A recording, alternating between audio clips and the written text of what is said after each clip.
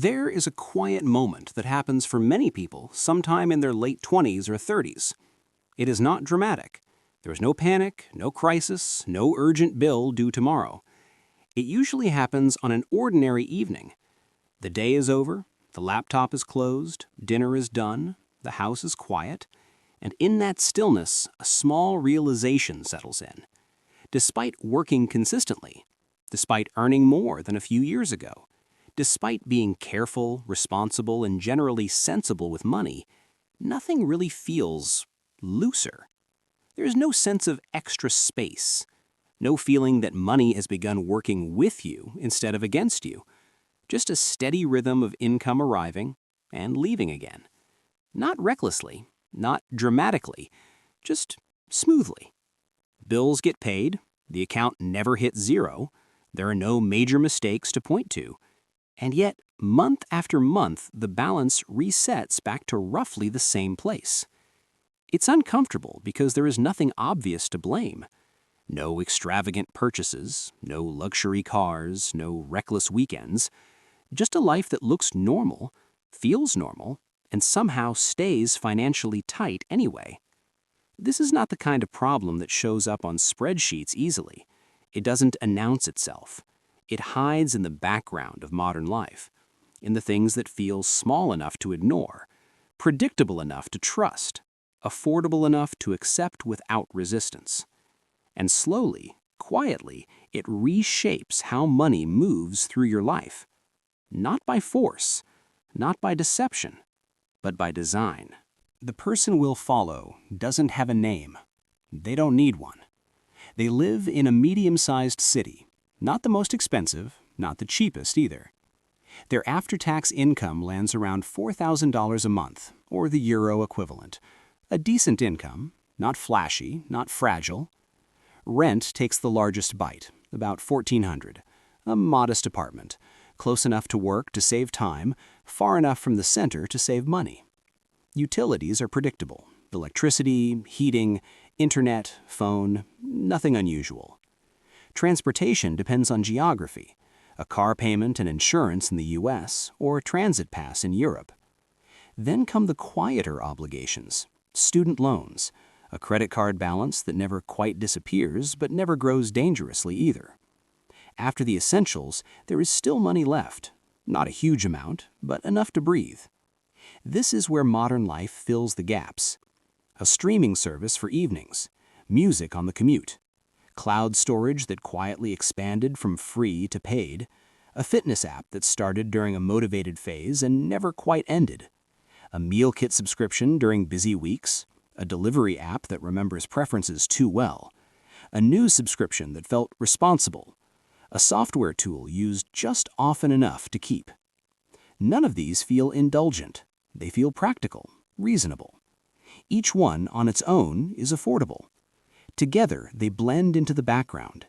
They don't arrive as one large decision. They arrive slowly, one at a time, often during moments of stress, convenience, or good intention. And once they're there, they stay. Not because they're essential, but because removing them requires attention, and attention is already exhausted. Subscription pricing rarely asks for commitment directly. It asks for tolerance. The numbers are chosen carefully, low enough to avoid friction, high enough to scale across millions. The goal is not to win a purchasing decision, it's to avoid triggering a stopping point. Monthly pricing does something subtle. It removes finality. There is no sense of owning or finishing, just continuation. The brain treats these charges differently. They do not feel like spending, they feel like maintenance.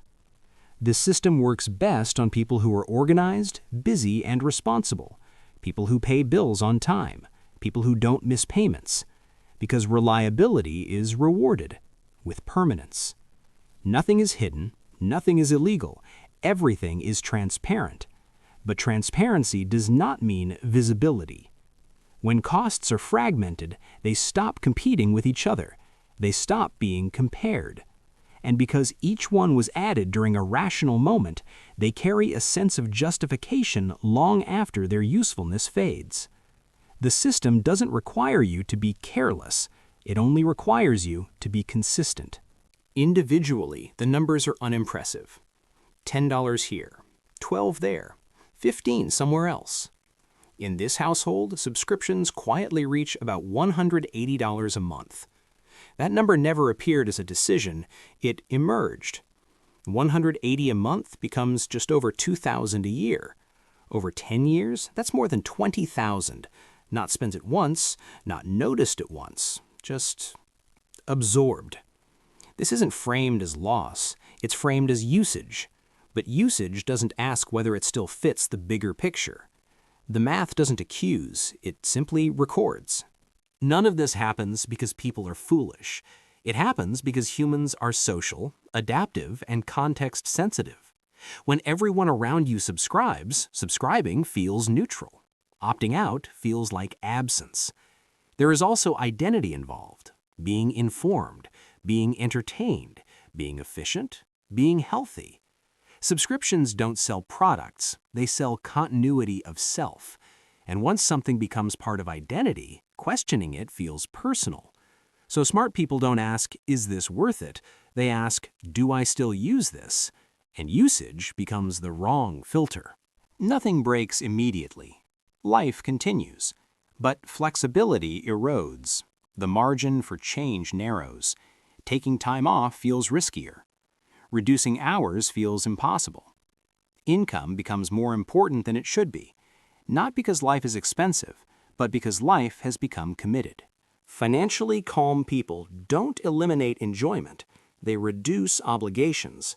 They think in terms of margin, of room to breathe.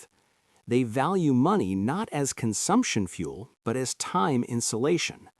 They don't chase optimization, they preserve optionality. And that framing changes everything quietly. Subscription pricing doesn't defeat intelligence. It sidesteps attention. And attention is limited. Understanding this doesn't demand action. It doesn't require discipline. It simply restores clarity. This video is not financial advice.